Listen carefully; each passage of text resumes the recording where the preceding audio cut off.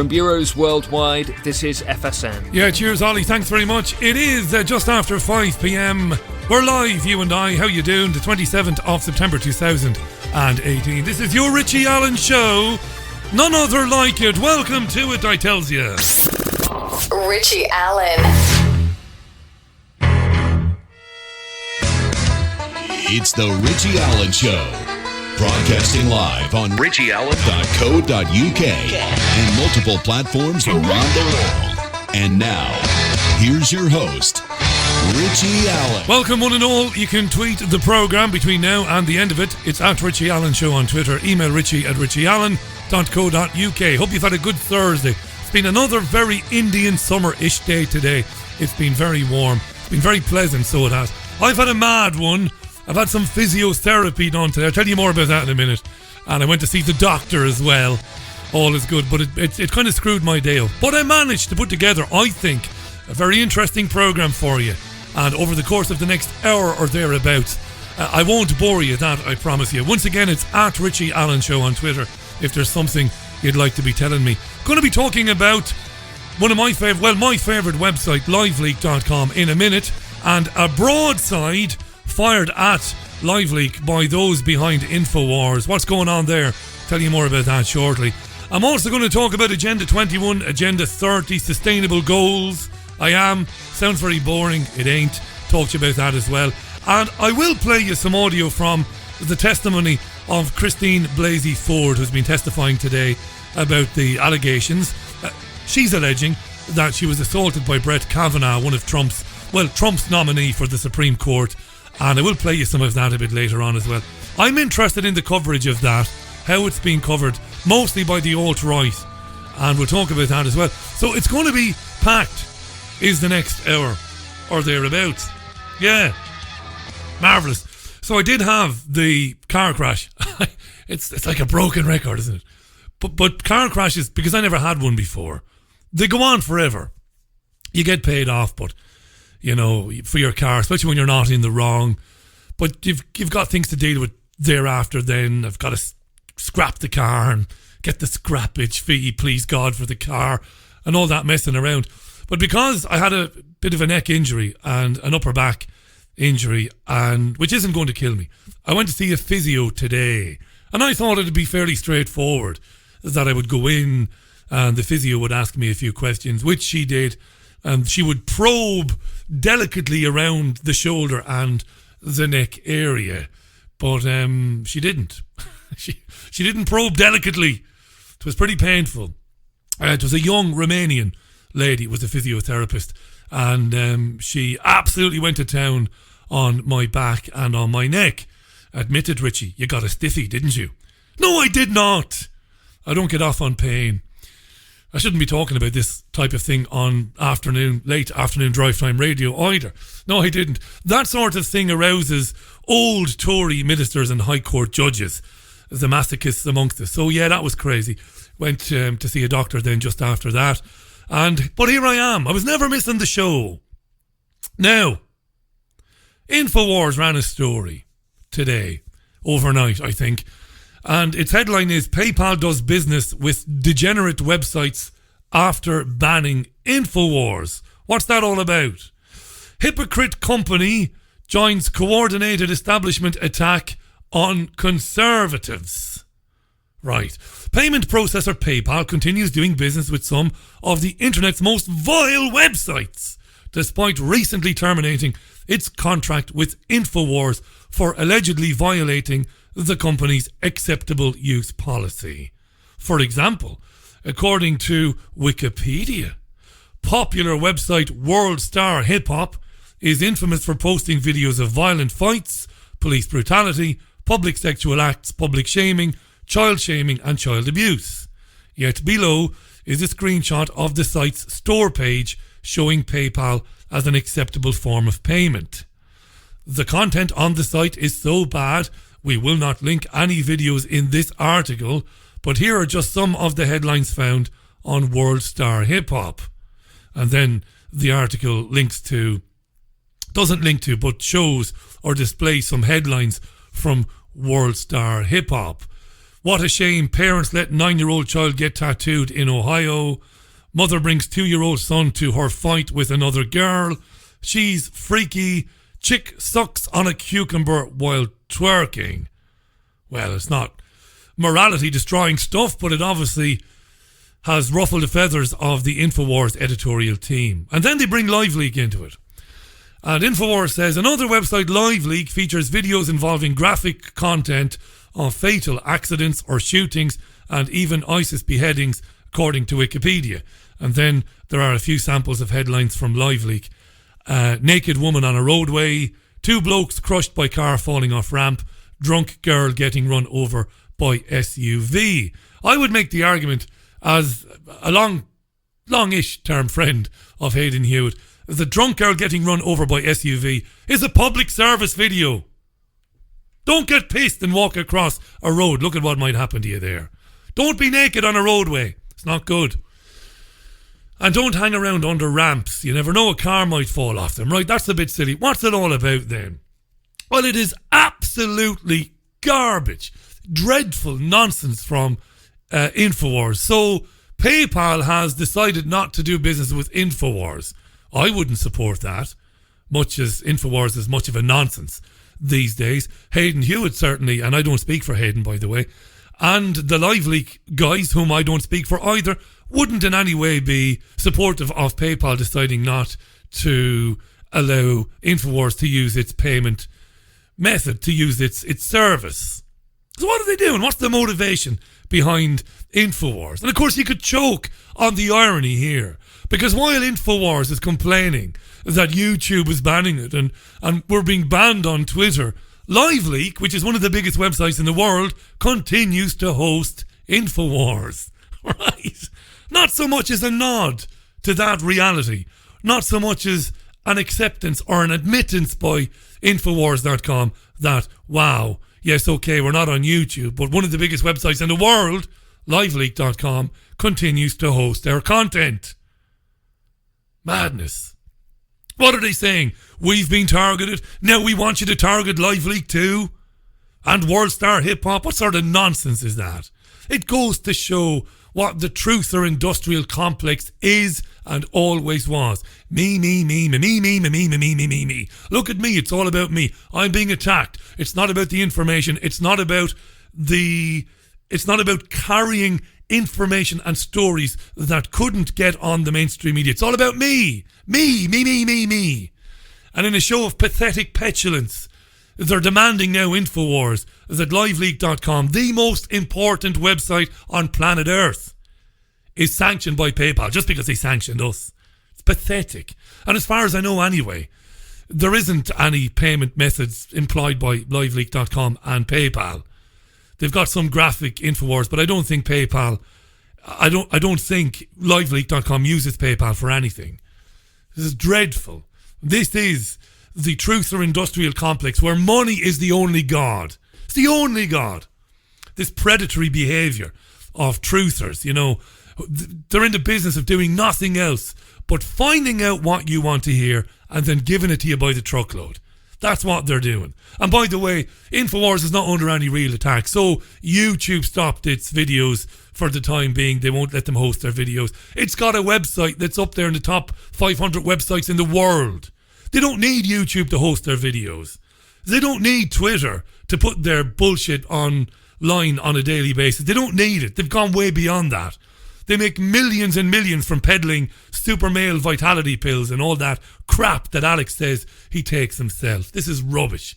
It's a vacuous echo chamber is what it is. And to be demanding now that other websites are targeted, just because we were targeted, shows exactly where the truther industrial complex is and what it does and how completely irrelevant it is now in the fight to get information to people. Or I should say in the battle, the fight's a bit extreme, in the struggle to get information to people who wouldn't otherwise get it. Rubbish. LiveLeak.com is the reason exclusively why so many people in 2010, 11 and 12 were able to understand what was really going on in Syria. Because LiveLeak is a platform that by and large allows people to upload uncensored and unedited videos. right? Now, it has rules and regulations. There are things that liveleak.com won't allow on its platform. And if you want to find out, go to liveleak.com and look at the terms and conditions. But over the years, more governments in the West have tried to compel LiveLeak not to carry certain videos because the content of those videos contradicted the narrative being vomited out by Sky, by Fox, by CNN and everything else. And it carries InfoWars. And Jones and the band of goons, that the fluffers that work around him every day, have decided now to bitch about LiveLeak and World Star Hip Hop, which I know nothing about. Anyway, it's rubbish. Truther Industrial Complex incarnate. This is what it is. It's not about information. It's not about a genuine struggle for free speech for everybody. It's about me. Right, 13 and a half minutes past the hour. By the way, Hayden Hewitt's Trigger Warning show will probably turn the air blue later on talking about this. Go to triggerwarning.tv. I think the programme starts at 10. Sometimes it starts at 10:30. Brilliantly produced. Graham and Hayden. That's tonight, Thursday, UK time, 10:30. Check it out, triggerwarning.tv. Let's move on to some news. Now, the UK Foreign Secretary is a guy called Jeremy Hunt. As you know, he wrecked, or did his bit to wreck, the health service in any other aspect or in any other section or section of society. When you completely screw stuff up, when you wreck stuff, well, you get fired. No, not in politics. They just move you into another area to wreck that as well. So Jeremy Hunt is in New York at this UN week, this gathering of the UN General Assembly. So is Kay Burley, our intrepid reporter. And she sat down with him. That's the Richie Allen Show's Kay Burley. Right. Who knows? Maybe one day we'll make it happen. And Kay asked him a few questions. The first question she asked him was, what is his biggest problem as Foreign Secretary? What's the biggest problem you're having to deal with? Well, I think the biggest challenge we have at the moment is that the international order is changing, and we have this system that really Britain helped create under Churchill's leadership after 45, where we've had peace, prosperity, growth in democracy across the world. And now that all feels like it's being challenged in a pretty serious way. And there are lots of things that really worry us. The behaviour of Russia is perhaps top of the list at the moment after what happened at Salisbury. But if you look at the Middle East, there are some really worrying things. And Britain has a very, very important role. We are one of the permanent members of the Security Council. We have a special responsibility. And sometimes at home, we don't appreciate just how respected the British voice is. But obviously in the context of Brexit, it's very important for us to make people understand that Britain is out there. We're fighting for our national interest, for our citizens like Nazanin. But also we want to make sure that the world stays peaceful, stable, and the things that have led to so many advances for humanity are protected. Yeah, of course. Now, so the international order is changing. Countries are acting in their own interest, heaven forbid. And they are thwarting our plans. And the behaviour of Russia is really concerning. Please. So that was Jeremy Hunt speaking with Kay Burley. There's more of this. Kay then wanted to know, did Jeremy meet with his Russian counterpart, Sergei Lavrov? Did you meet with Sergei Lavrov? Did you meet with him? And how did it go? It's an amazing impression. It's uncanny. How did it go? Well, I think the diplomatic phrase we use is a frank exchange of views. It was pretty tough because it is not acceptable for Russia to instruct two GRU agents to use chemical weapons on British soil, the first time it's ever happened. This is a very significant thing, and the significance isn't just about a bilateral spat between Russia and the UK. We have international norms where you don't use chemical weapons. These are, after nuclear weapons, these are the most horrible weapons that you can use. And recently those norms have been changing. We've seen Assad using them in Syria and now the Russians using them on the streets of Britain. And it would be a terrible step back for the world if we went to a situation where using these horrible weapons just became normal. And we don't want that to happen, not for Britain's sake, not for the world's sake. And that's why our message to Russia is very straightforward. If you do this, the price will be too high. If you do this, the price will be too high. Obvious question was, does he still deny it, Mr. Hunt? What is he saying about it? Right? Kay says to Hunt, what was Lavrov's response to you? Right? Right? That's what you would ask, right? He said he had a frank exchange. He was very firm with Lavrov. We're not going to put up with it anymore. Kay's question must be, what did he say? What did he say? What does Kay say, though? But they did do Ah, it. Jesus. But they did do it. She says, but they did do it. But they did do it. But they did do it. But they did do it. But they did do it. Yeah. But they did do it. They did it. And I think one of the reasons that they did it, incidentally, is that... Why did they do it? This is going to be amazing. Barty doesn't say, what did Lavrov say? You've gone in there, you've told him it's unacceptable, it's not happening anymore, you're the man, Theresa May's the woman, fed up of you poisoning our people, and we're fed up of you supporting the Assad regime, we're fed up of you, Sergei. Question was, what did Sergei say? No. The last time this happened back in 2005 with the Litvinenko poisoning, they feel they got away with it. And that's why Theresa May's reaction this time has been very different. And they were emboldened. They got away with it all those years ago, and they've waited and thought, well, we got away with it once. They waited 20 years to see could they get away with it again. And then they decided, go on, let's do it again just to see can we get away with it. And I am sure that in the inner recesses of the Kremlin, if they're reflecting on whether that was a smart thing to do, they must be wondering, because they can't have been expecting Theresa May to put together a coalition that saw 153 Russian spies expelled from capitals in 28 countries across the world. So they paid a very high diplomatic price, but they need to understand that it will not be a comfortable place for Russia in the world if this is the way they behave. So what did you say to Lavrov? Jesus Christ. He told you already, you daft ninja muppet. Ginger muppet. Daft ginger ninja muppet. He told you already. The question is, what did Lavrov say? Did Lavrov deny it? Did he deny it? Did he stand firm and say, no, we didn't do any of that? I said to him that countries like Russia and Britain need to be standing together to make the world a peaceful place. And if one of us is sending army officers onto the streets of the other and using chemical weapons, that's not going to happen. And that is the wrong thing to do. So it could affect the peace between our two countries? Even stupid to the very end.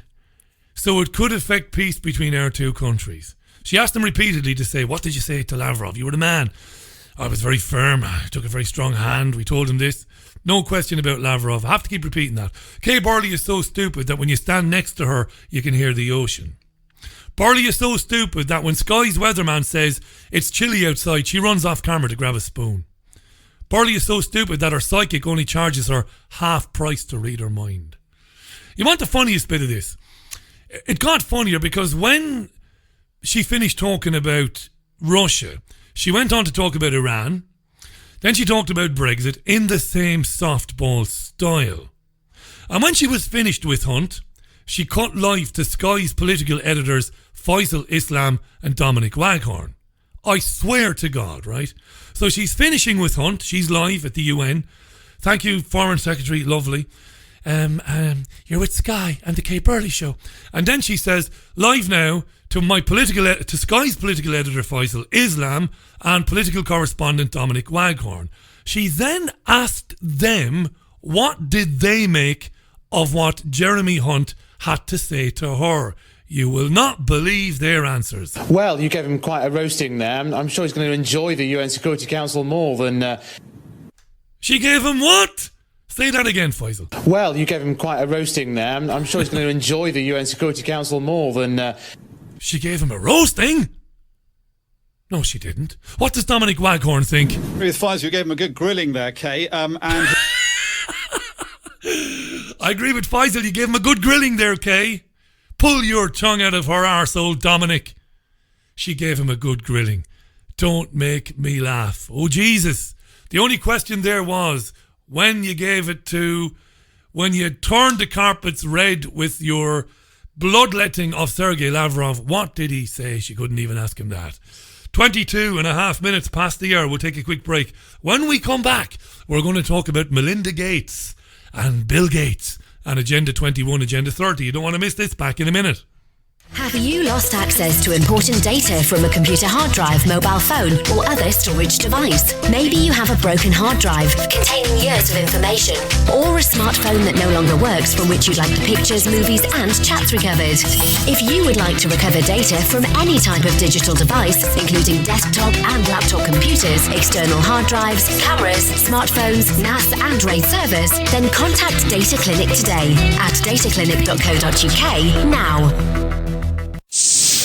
There's a place high in the mountains of Spain, a sanctuary where souls gather from all around the globe to learn about themselves and experience powerful changes in the way we see our world. They become awakened to their gifts and their power to heal others. Become part of this ever-growing worldwide family of unique, pure energy healing practitioners. Discover how amazing you truly are. Go to www.markbayerski.com. It could just change your life forever. The Richie Allen Show relies on your support. Go to richieallen.co.uk and set up a monthly donation today.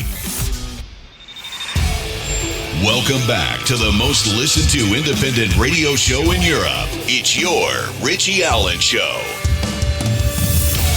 Right, 24 minutes past the hour. It's the Richie Allen Show, live Monday to Thursday at 5 p.m. UK time. 2-hour show, slightly shorter today. I've had a crazy day. I explained that earlier on. Don't worry about that though. It'll be 2 hours Monday to Thursday and live at 11 a.m. UK time on Sunday with Sunday View. Keep the tweets coming in. It's at Richie Allen Show. Hayden Hewitt has confirmed that LiveLeak does not use PayPal. What wretched morons work for Alex Jones at InfoWars. They can't get basic facts right. They don't even use PayPal. And Jones and his minions are whinging that PayPal won't do business with InfoWars, but yet they're doing business with LiveLeak.com. LiveLeak.com has done more to make people aware of what's really going on in the world in its lifetime than InfoWars could do if it was there till the year 2550, till Buck Rogers arrives in the 25th century. Yeah, that'd be 2450, wouldn't it, or something like that. So there you go. Nonsense. Hi to Faisal, to Mwinga, usual suspects. Hi to Paul, Natasha in Liverpool. How you doing, Natasha, as well. Hi to David. Hayden Hewitt is listening as well. Don't forget the Live Leak show, trigger warning tonight at 10 p.m. or 10:30. Hayden will tweet it out. Follow him. It's at Hayden Hewitt on Twitter. 10 p.m, 10:30. Around about that time they go live, and he'll be talking about that tonight.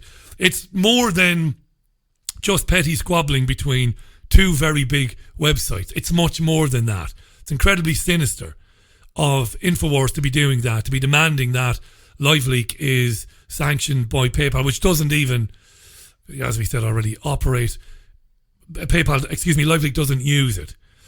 Dreadful stuff. I'm going to leave it alone. Hayden Hewitt will tell you more about it a bit later on. Now, as Kay Birdie, the ginger ninja, is in New York, she sat down with Melinda Gates.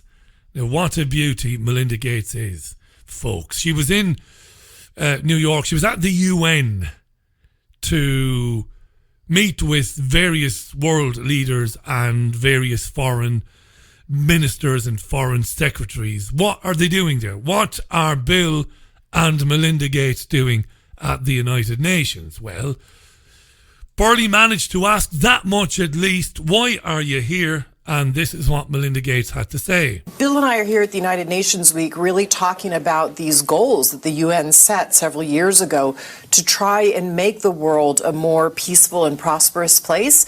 And so we've created an event called Goalkeepers, which is really to talk about these goals and what's achievable between now and 2030 so that people really understand them and know that we actually are making progress towards those goals, but that progress is not inevitable. That's called a non-answer. What are you doing there? She didn't answer that. Well, 2030, it's not 2021 anymore, it's 2030. Agenda 21 is now Agenda 30. Progress towards the goals, understanding the goals. What, in the name of Jesus, are your goals, Melinda? What are the goals? So these goals were set by the United Nations, and they are around having a sustainable planet, making sure we solve climate change, making sure we bring down maternal mortality, women's empowerment, bringing down childhood mortality. Those are the goals, the Sustainable Development Goals set by the United Nations, the 169 nations. Yeah, she's very quick to blame the UN there twice. Sustainable planet, solve climate change, infant mortality, women empowerment around the world. Right. All very general. Maybe a bit vague. So what exactly is the Bill and Melinda Gates Foundation doing to help the United Nations and humanity to achieve these very noble goals? Well, we are in partnership with many, many governments around the world, the UK government included, France, Germany, Norway, many African governments, the Indian government, to try and work on some of the very specific goals. That is, we work on bringing down maternal mortality, we bring down childhood mortality. One of the greatest things that have happened because of the previous goals set by the United Nations, the Millennium Development Goals, is that really childhood mortality, that is, the number of deaths of children under the age of 5, has been cut in half since 1990, in half. That is huge progress as a world. So our foundation works in partnership with many governments and other NGOs on the ground to create new vaccines and deliver them, or to deliver, for instance, bed nets. And the truth shall set you free! Yeah. In partnership with many governments, Bill and Melinda Gates, a rich couple, very rich couple. Remember years ago, Gates had this massive swimming pool, and he had a sound system installed underneath it. And that's what you'd expect a geek, a moron to do with loads of money. Put a sound system under the pool so that when you're under the water, you can hear the latest whatever music he was listening to. Moron. Rich couple, very rich, Microsoft people, billions. But that's all they are. So how did they have the ear of governments? How did they... First of all, listen to what she says again. Listen to what she says again. Well, we are in partnership with many, many governments around the world, the UK government included, France, Germany, Norway, many African governments, the Indian government, to try and work on some of the very specific goals. That is, we work on bringing down maternal mortality, we bring down childhood mortality. One of the greatest things that have happened because of the previous goals set by the United Nations, the Millennium Development Goals, is that really childhood mortality, that is, the number of deaths of children under the age of 5, has been cut in half since 1990. In half. That is huge progress as a world. So our foundation works in partnership with many governments and other NGOs on the ground to create new vaccines and deliver them, or to deliver, for instance, bed nets. Brilliant answer. It went on forever, and she only needed to say the last 4 lines, the last 4 words of that sentence. Well, we work with governments around the world, the UK and France and in India, and we're in Africa, and we work with NGOs and the goals. We work on the goals with the UN, and maternal mortality is something we have a goal, and infant mortality has halved over the years. Vaccines, yeah, it's just vaccines and nets is what she says, and that's what it is. That's what they do, the Bill and Melinda Gates Foundation. I'll tell you more about it in a minute. Vaccines.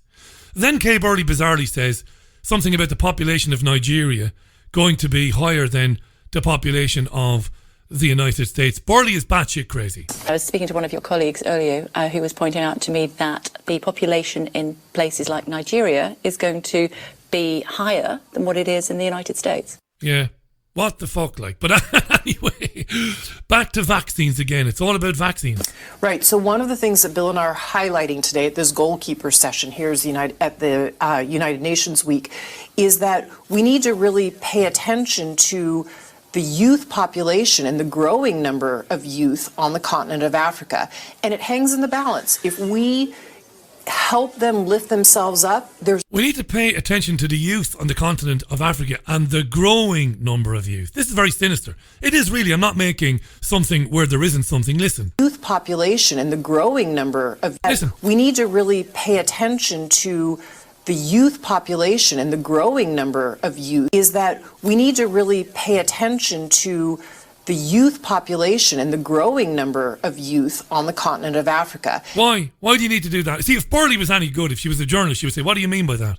We need to pay attention to the youth population and the growing youth population. What do you mean by that, Melinda? That's all you got to do. It's basic presenting 101, right? It's presenting for dummies. Stop her. Hang on, what was that? Why do you want to pay attention to the growing population on the continent of Africa? Yeah. No interjection from Kay. And it hangs in the balance. If we help them lift themselves up, there's unbelievable potential there for them to change their countries and their continent. But however, if we don't make the investments the world has made in the past around vaccines or malarial bed nets or other tools, then they're going to stay in poverty, and we're going to have more people in poverty than we've had in the past. When you don't listen to the person you're interviewing, when you're not listening and you've got a tablet in your hand, you've got a tablet, and if you watch it back, Burley is sitting there and she's got an iPad because she's a lazy mother trucker who probably was a good reporter back when she was working on newspapers in Wigan many years ago, when she probably knew how to listen to people. But she's got a tablet, and on the tablet is about 6 little paragraphs, little questions that she's going to ask. When she's focusing on those and not actually listening to Gates, she's not picking up on some of the bombs that Gates is dropping. Number one, we need to pay attention to the growing population in these countries, the growing youth population. Why do you mean? Why do you say that, Melinda? What do you mean by that? What? There's too many people being born in Africa, is that it? We need to stop it? Where does the vaccines come in there, Melinda? And the malaria nets? But Burley is hopeless, so she doesn't jump in. Child growth, youth, mumble mumble, we can help lift them, mumble mumble, too many of them being born, mumble mumble mumble, vaccines and bed nets, vaccines, vaccines, vaccines. And then contraceptives. Why does a rich housewife give a fuck about contraception in Africa? Well, don't expect Kay to ask her why, but Melinda starts talking about contraception. One of the huge things that our foundation is behind, along with the British government and many others, is making sure, for instance, that women and girls have access to contraceptives. There are 214 million women asking us around the globe for contraceptives.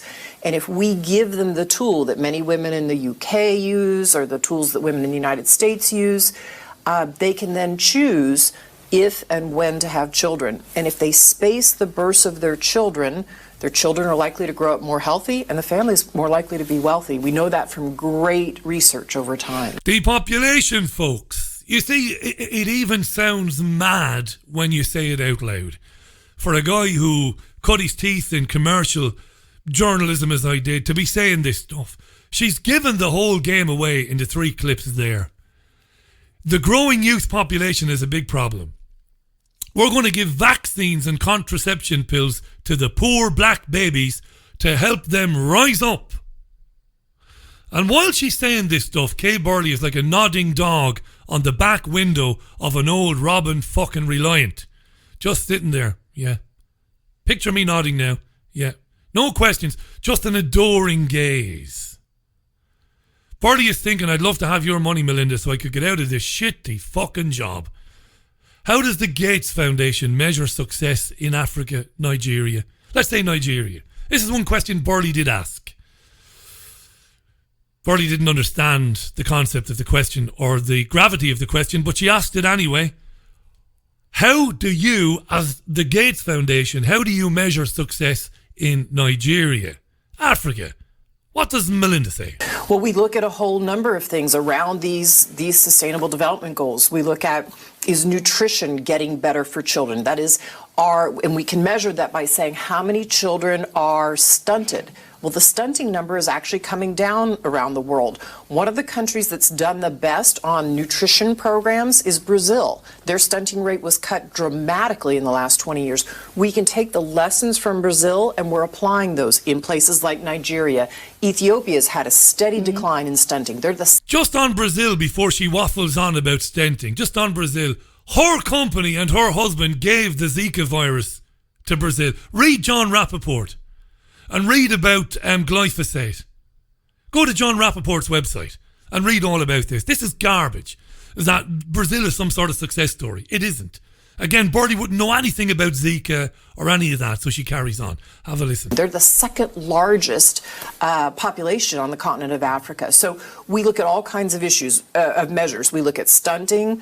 We look at contraceptives in the hands of women and used. We look at malarial bed nets delivered and how the deaths are coming down from that. So we have a whole host of indicators that we follow, as well as those countries follow. I mean, they're the ones doing the work. They're the ones reporting the data.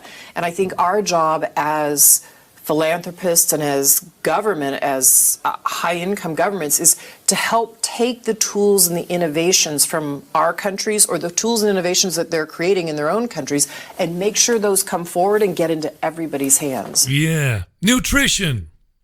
Now, again, if Kay Burley was a journalist, she would ask when she talked about nutrition, and she talked extensively about nutrition, she would say, you and your husband, you've got a major stake in Monsanto, don't you? You do.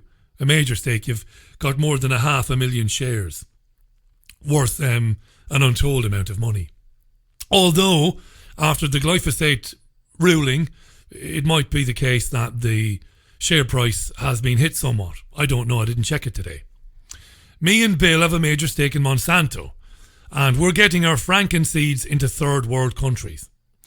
And I did a show about a year ago. I spent about 4 days researching it, and I put it together, and I put it on Sunday View, and it's on Podomatic, and it's on iTunes, and it's about foreign aid and what it is. Foreign aid, which is your government deciding that it's going to put aside every year a certain percentage of its own GDP to then spend benevolently on developing countries and on countries that need aid. And I looked into this extensively, and I did a report on it. Aid comes with preconditions. People don't know that. They're very unaware of it.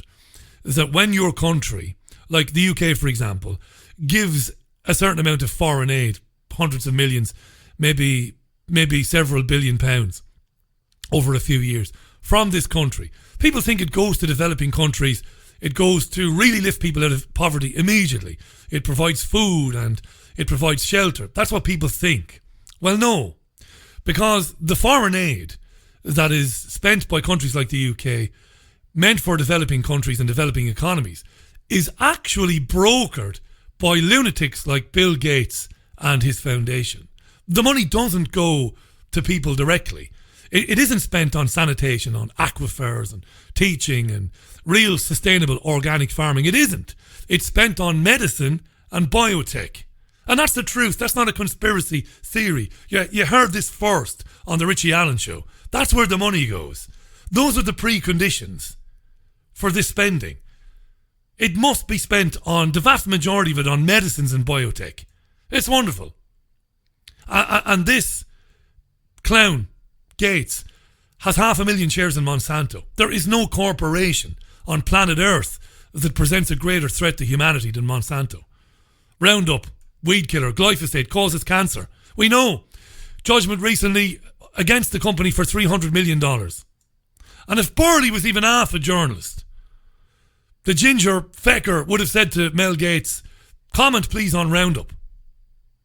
Because Bill Gates and his stone mad wife, they want every country in the developing world using that shit. They want to end saving seed, which we've done for centuries and centuries and centuries. Millennia. We've grown and we've saved seeds. Monsanto is now owned by Bayer, of course. Again, the Nazi roots of the European Union. Find out who Bayer is. Find out who BASF is, BASF. Hoechst. Find out who those companies are, who ran them, and how they were set up, how they were instrumental in setting up the European Union. Look at how influential the European Union is in Agenda 30, Sustainable Goals, Sustainable Developments. They want an end to saving seed. Buy our patented seeds and plug your kids full of our vaccines. And that's how we'll deal with a concerning rise in youth in South Africa, in Africa. So then you have the Gates Foundation and their cheerleaders, the Clintons and Bono and other rock stars and R&B stars. And in the meantime, while all this is going on, they're rushing to countries battered by extreme weather events or by earthquakes to peddle this toxic shit, while the media makes it look all very benevolent. because the media perpetuates these benign, friendly terms like sustainable and millennial goals in Agenda 30. It is mass murder, and it is more than that. What is it, Richie? Well, I want you to have a listen to a guy called Tom DeWeese, speaking a few years ago, in fact, when they were still referring to it as Agenda 21. Now, Tom DeWeese might still be, the president of the American Policy Center. Have a listen to Tom DeWeese. So, what is sustainable development? Well, most people think sustainable development is about conservation. It has something to do with environmentalism. That, my friends, is just the excuse. Sustainable development is about a planned central economy and redistribution of wealth on a local, state, national, and international level. The process by which it is being implemented creates a matrix of locked away land or severe land use controls, controls of energy and energy production, controls of transportation, control of industry, control of food production, control of development, control of water authority, and control of population size and growth. And most of these policies and regulations are issued under the excuse of protecting the environment. Agenda 21 is not just policy. It is a complete system to change the way you think, the way we react, the way we make decisions, and those who promote it have very specific answers as to how they want each of you to do those things. Behavior modification of every American citizen to toe the line. That's why they call it an agenda. Right, and it isn't just every American citizen, it's every citizen, every person, every human being on planet Earth. He's right. Sustainable management of water and sanitation. God, Richie. Even Burley could say sanitation. Sustainable management of water and sanitation. That's a stated goal. What does it mean? It means privatise the water. Whatever's left of it. Centralised control of it. Why? Control water, you control the planet. End of story. Same with energy. Sustainable management of energy resources. Stated goal. What does it mean? Centralised control of it. Couldn't be simpler. Action to combat climate change. Climate change is one of the greatest lies ever foisted onto humankind. One of the greatest lies. What is it about? Well, that's simple. It gives them the pretext to deindustrialise the world, get people off the land, prevent real sustainable farming, move people into human settlement zones. That's what it is. It's not conspiracy theory. It's conspiracy fact.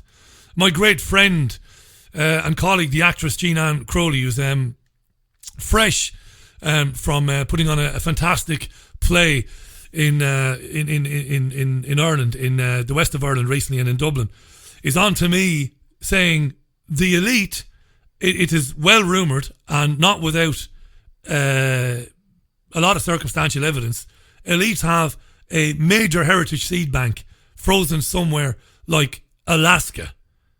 Again, and I've heard that before as well. All true. While all this is going on, you get a chance to interview Melinda Gates on television, on a television news channel, and you don't ask a single question about any of the things she's saying. It's 13 minutes to the top of the hour. This is your Richie Allen Show. Very quick break. When we come back, we're going to hear a little from the testimony of Christine Blasey Ford, the professor who alleges that she was assaulted by Supreme Court nominee Brett Kavanaugh back in 1982. Why are we covering that? You said yourself it's theatre, Richie. I did, but I'm aware of the fact that because people are working, because they're doing various things during the day, they might not have had a chance to hear exactly what she had to say, and I want you to hear a little bit of it. We'll be back in a minute with more. This is Thursday's Richie Allen Show. There's a place high in the mountains of Spain, a sanctuary where souls gather from all around the globe to learn about themselves and experience powerful changes in the way we see our world. They become awakened to their gifts and their power to heal others. Become part of this ever-growing worldwide family of unique, pure energy healing practitioners. Discover how amazing you truly are. Go to www.markbayerski.com. It could just change your life forever. Welcome back to the most listened to independent radio show in Europe. It's your Richie Allen Show. The Richie Allen Show relies on your support. Go to richieallen.co.uk and set up a monthly donation today. Right, welcome back. Busy old show today, and a little shorter. I am going to do a live stream on YouTube tomorrow afternoon, so do keep an eye out for that. What I'll do is I'll just run through some of the bigger stories of the week, some of the biggest stories of the week, and maybe one or two things that we didn't get to cover. So I'll do a live YouTube stream tomorrow afternoon for around about 45 minutes to kind of round up the week. I'll do that tomorrow. So if you keep an eye on the Twitter account, I will let you know. And if you keep an eye on the YouTube channel, it'll appear there. I'll give you about an hour's notice before I do it, but it'll be around about 4 p.m. UK time tomorrow for the live stream, all right? I'll do that tomorrow. Now, blanket coverage of this right across the UK, the US media, even European media. You will have heard by now of a woman called Professor Christine Blasey Ford, who says that she was assaulted by Brett Kavanaugh, who's a judge nominated to be a Supreme Court Justice by Donald Trump. She says this happened in 1982. The alternative right and the Trump devotees say that this is all lies. This is all the deep state trying to fight Donald Trump and all of this. She maintains she never wanted this to be made public, that she wrote a letter to a Democratic senator a couple of years ago, more like 5 or 6 years ago, didn't want this to become public, but it has become public. They are testifying today, him and her. She's gone first. I'm not sure that he has begun his testimony yet, but Christine Blasey Ford has given an account of what she says happened back in 1982. I found it interesting when I listened to it. It's around about, how long is it? It's around about 4 minutes long. So it's about the length of a song, of a song. So have a listen to her and one or two comments when we come back. Here's Christine Blasey Ford. This is her account of the night in question. In the summer of 1982, like most summers, I spent most every day at the Columbia Country Club in Chevy Chase, Maryland, swimming and practicing diving. One evening that summer, after a day of diving at the club, I attended a small gathering at a house in the Bethesda area. There were 4 boys I remember specifically being at the house: Brett Kavanaugh, Mark Judge, a boy named PJ, and one other boy whose name I cannot recall. I also remember my friend Leland attending.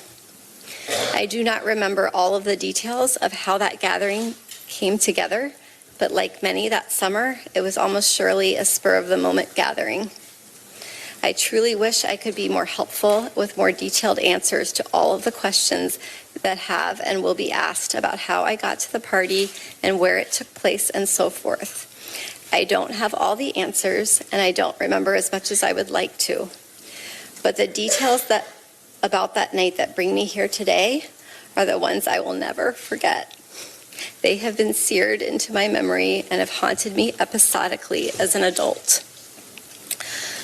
When I got to the small gathering, people were drinking beer in a small living room, family room type area on the first floor of the house.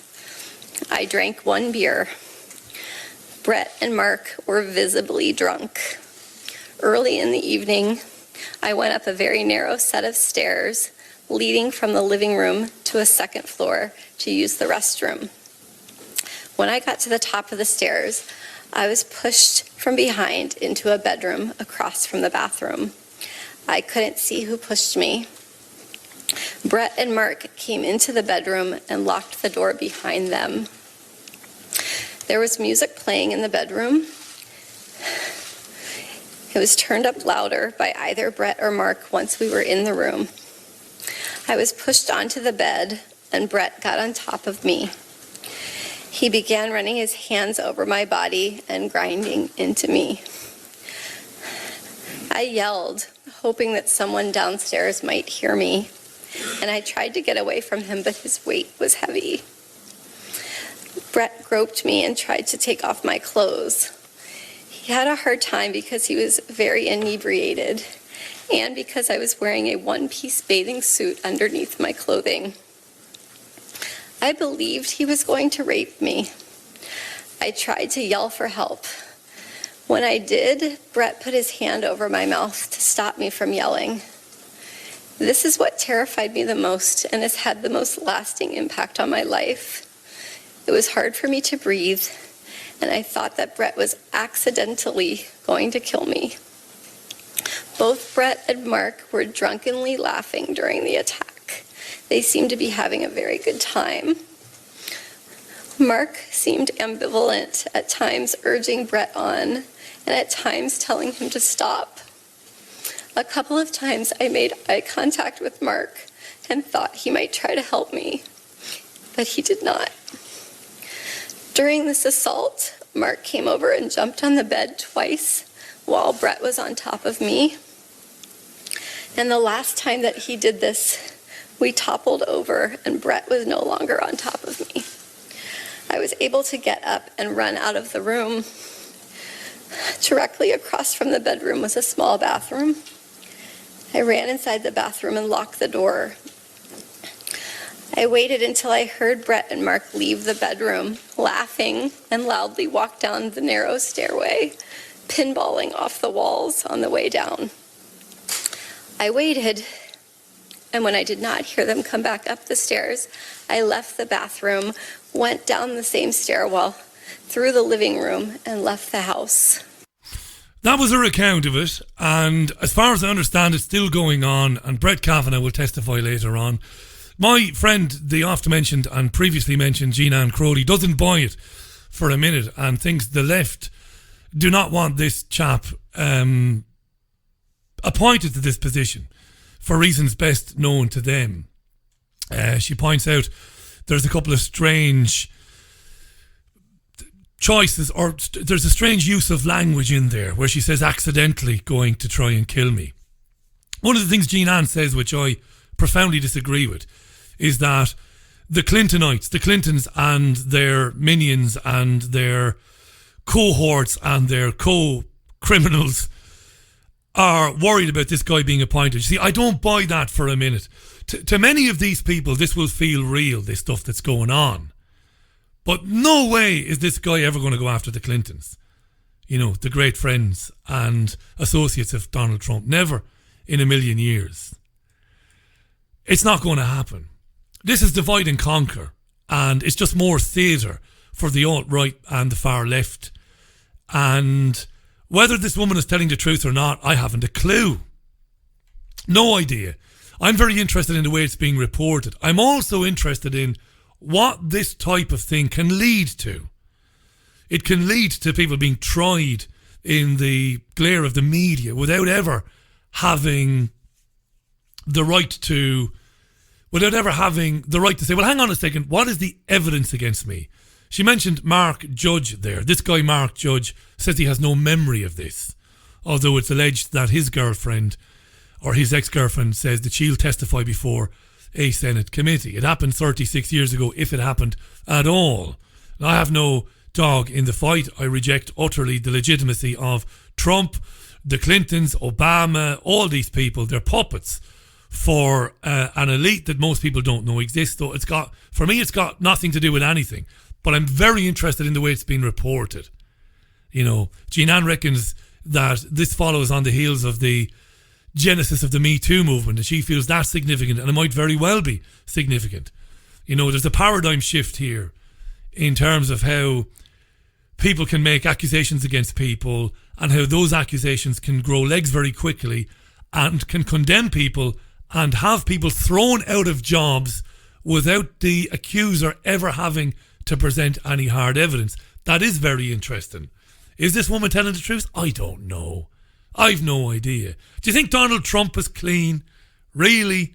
A man who spent years now, judging beauty contests, often when the beauty contests were teen girls, young girls. You really think Trump is clean? Really? Honestly? It's a very serious allegation. I'm not making any allegations. I'm asking you, do you think he's clean? Do you think any of these people is clean? Are clean? Bill Clinton consorts with a known child rapist. Clinton is a child rapist. These are friends of Donald Trump.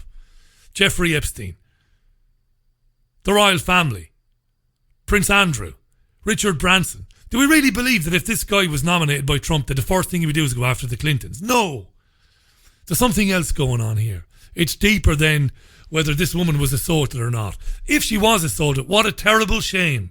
Because nobody will ever know. And sadly for her, it doesn't matter anyway.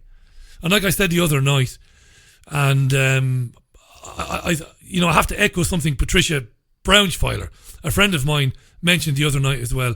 One of the reasons women don't come forward and haven't come forward historically is because they fear they won't be believed. And it does look like this woman did write this letter several years ago and did want it to remain private. But who the hell knows? You know, you'll just get a shitstorm between the alt-right and the alt-left. The reality of what this is really about will be missed. And it'll be a case of she's a liar, she's part of a big conspiracy to destroy Trump's presidency because he's the man going after the deep state, which is bullshit. And the alt-left will say, and the feminazis, if you want to call them that, and the cultural Marxists will say, oh, this is all about the rights of women. It's actually about something far deeper than that. That's it for the programme. Leaving you with Billy Joel. Thanks for listening. Look after yourselves and one another, and I'll speak to you tomorrow on a live stream around about 4 p.m. on YouTube. Next time you'll hear me on the radio, 11 a.m. UK time on Sunday. All right? Until then, bye now. Bye.